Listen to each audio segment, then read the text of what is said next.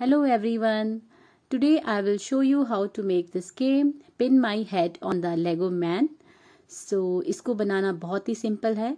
मैंने इस गेम को अपने बेटे की बर्थडे पार्टी के लिए बनाया था और जो कि बनाना बहुत सिंपल है। आइए शुरू करते हैं। इसके लिए आपको चाहिए 2 पोस्टर शीट और 2 मार्कर।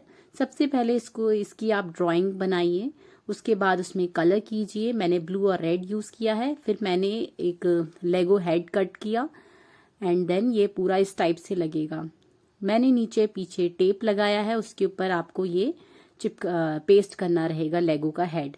जैसा कि आप देख सकते हैं मैंने उसको पूरी तरीके से टेप से कवर कर रखा है ताकि इसमें आपको हेड लगाना रहे। एंड आइए मैं आपको दिखाती हूँ हमने ये गेम कैसे खेला बर्थडे पार्टी में। देखिए।